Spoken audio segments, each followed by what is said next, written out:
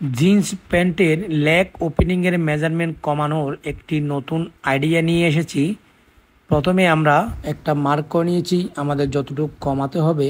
এরপরে আমরা এখন হ্যান্ডেলের মাধ্যমে মার্ক বরাবর এবং ইঞ্চিমের সেলাইয়ের পাশ দিয়ে সেলাই করছি, কেননা এই ইঞ্চিমের পাশ দিয়ে সেলাই করার পর যখন আমাদের সেলাই করা হয়ে যাবে, সুতা ধরে টান দেওয়ার সাথে সাথে এমনভাবে ইঞ্চিমের সাইডের সাথে এটা মিশে যাবে, কেউ বুঝতে পারবে না এখানে একটা সেলাই রয়েছে, সাথে আমাদের মেজারমেন্টটা কমে যাবে। দেখুন আমরা কিভাবে কাজটি করছি।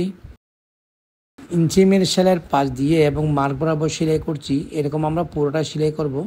সেলাই হয়ে যাওয়ার পর যখন আমরা সুতা ধরে টান দেবো, তখন অটোমেটিক আমাদের এই মেজারমেন্টটা কমে যাবে, কেউ বুঝতে পারবে না যে এখানে মেজারমেন্ট কমানো হয়েছে। আপনারা দেখুন আমরা কীভাবে কাজটি করছি, এবং এই কাজটি করার জন্য কারো কাছে আপনাকে যেতে হবে না কিংবা মেশিনেরও প্রয়োজন নেই।